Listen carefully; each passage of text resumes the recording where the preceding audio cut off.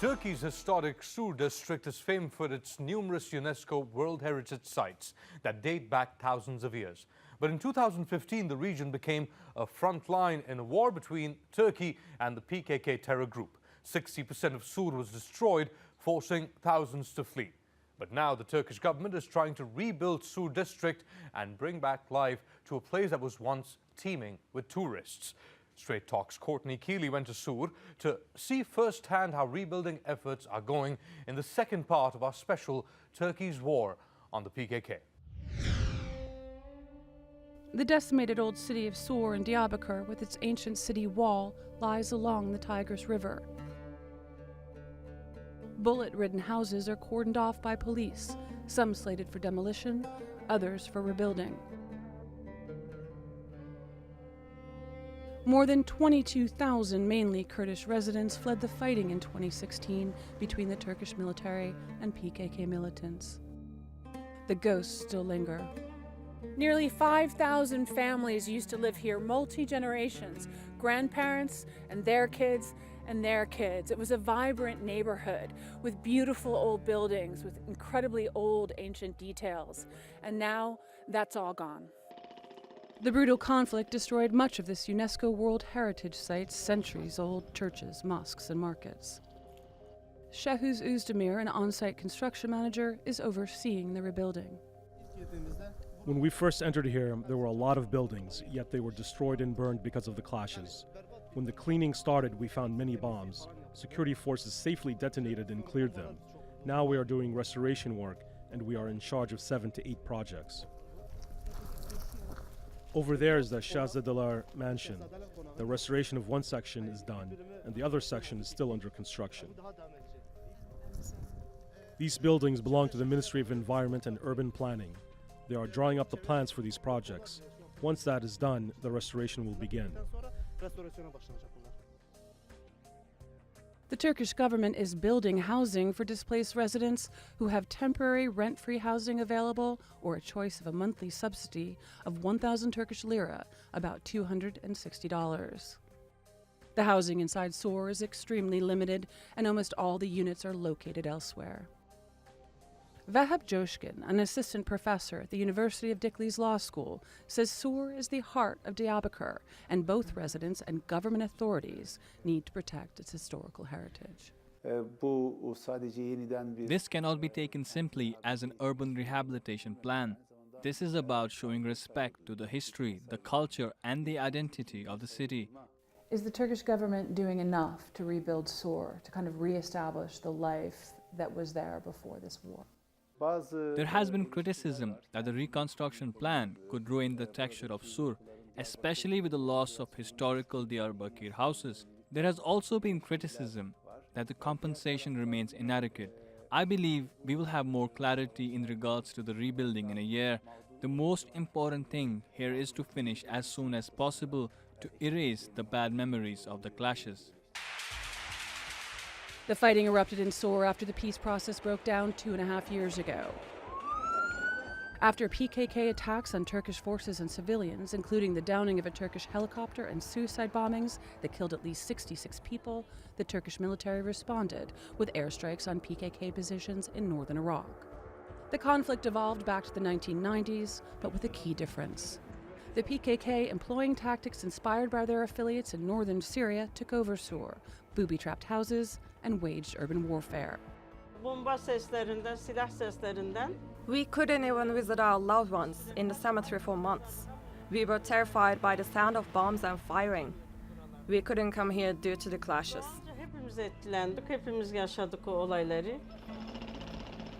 Now the sounds of bulldozers and construction crews echo through this neighborhood's skeletal remains, with hopes that this ancient old city can be brought back to life. Courtney Keeley, Strait Talk. Now I traveled to Sur district in Diyarbakir to meet with Mehmet Ozhaseki. He's Turkey's Minister of Environment and Urban Planning. How much pressure is there on your ministry specifically and the Turkish government to ensure that Sur is reconstructed after it was destroyed, not only to local expectations, but UNESCO World Heritage Site standards? Hepimizin bildiği gibi birkaç sene öncesinde As we all know, a couple of years ago, the PKK terrorist organization turned a couple of locations inside Turkey into their headquarters. Intense fighting took place in those places where the PKK dug ditches to stop security forces and they attempted to declare independence. Local civilians were restrained by the PKK and their homes were occupied and destroyed by members of the terror group. The PKK specifically targeted the historical buildings inside Sur district and used those buildings as their warehouses before setting them on fire. The PKK damaged and destroyed the historical sites. In order to restore them, we have taken some measures. We have made an action plan under my ministry.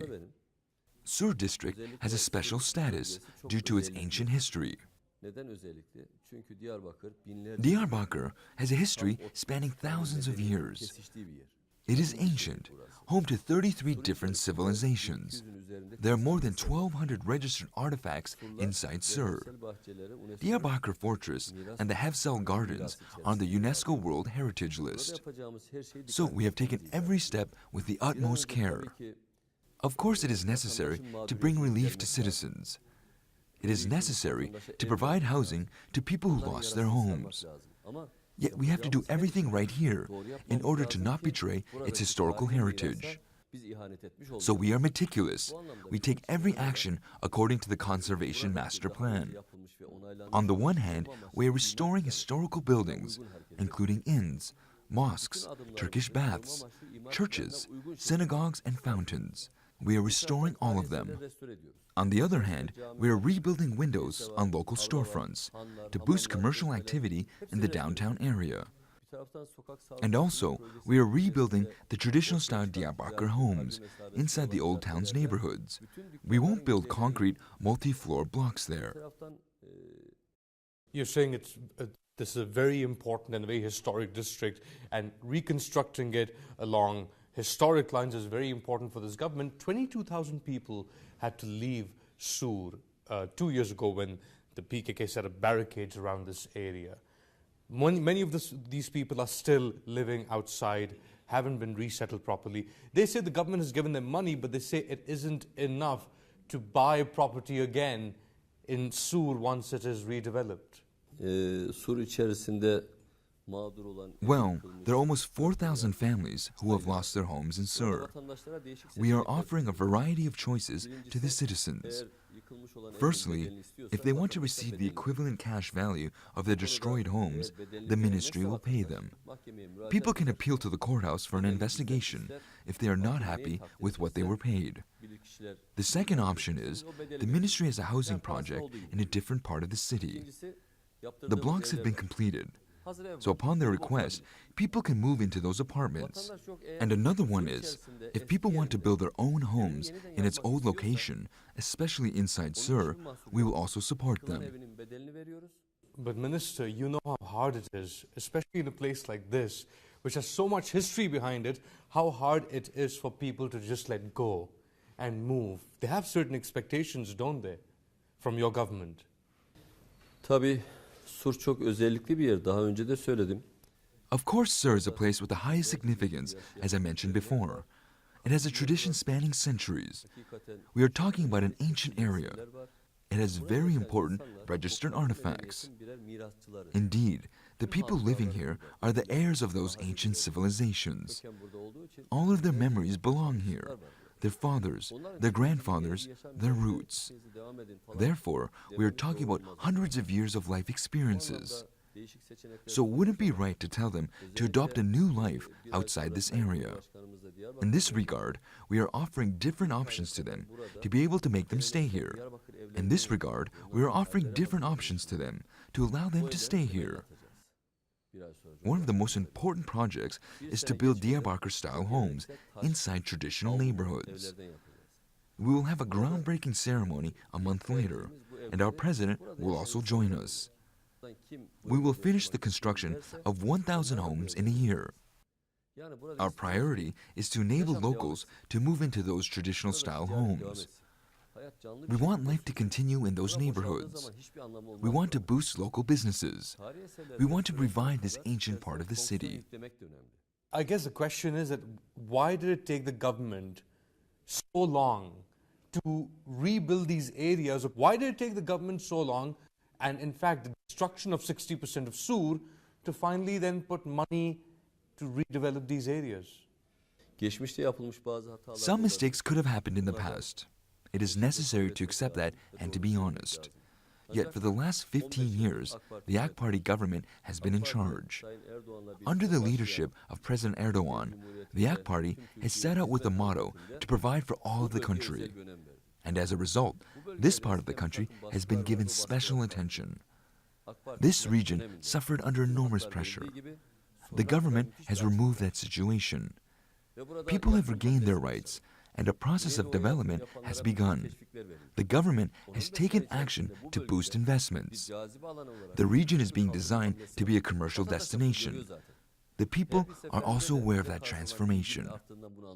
Mehmet Ozhaseki, thank you so much. Çok teşekkürler.